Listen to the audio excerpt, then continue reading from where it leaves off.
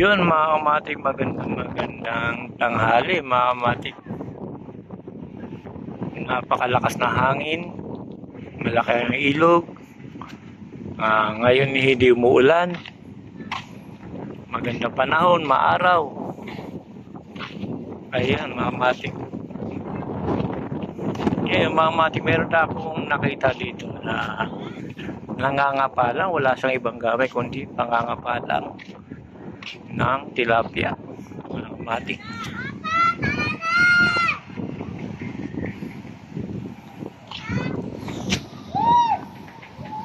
Yan mga kamatik, nangangapa lang yan ng tilapia.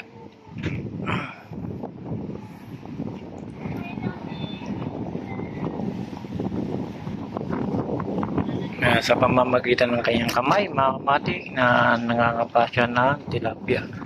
Mga ganyan mga kamatik na tubig, kulay gatas, kulay brown mga kamatik. Ang isda niyan yung parang di sila nakita, kaya nagagawa nilang makapa mga kamatik, parang bulag sila mga kamatik. Tapos kahit ako ngayon lang din ako nakakita na ganyan, kaya pala siyang kapain mga kamatik, mga tilapia.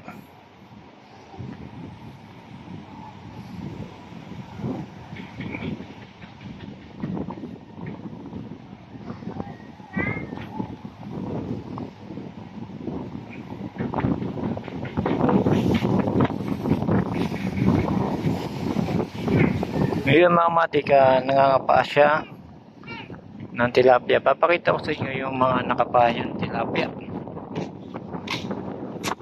Maaraw mga kamatik. Ito tilapia mga kamatik ko.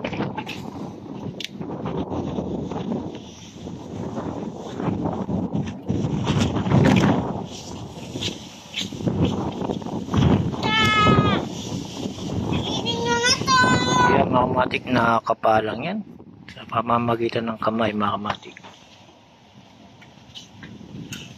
Yan tinatawag na tilapia.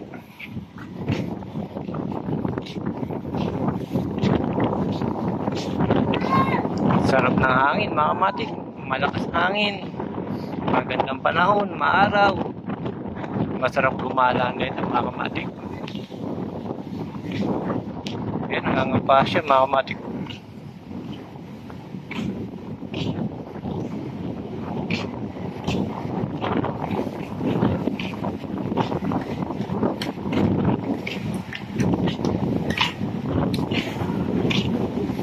Yan mga kamatik, wala siyang gamit kundi yung kanyang kamay sa pangangapa ng tilapia.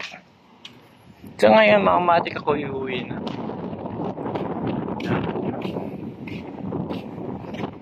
Kadahilanan, magluluto pa. Yun mga kamatik.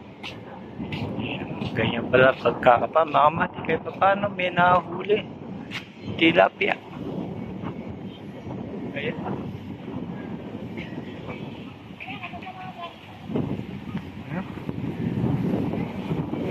Nangapalang mga kamatik, meron na.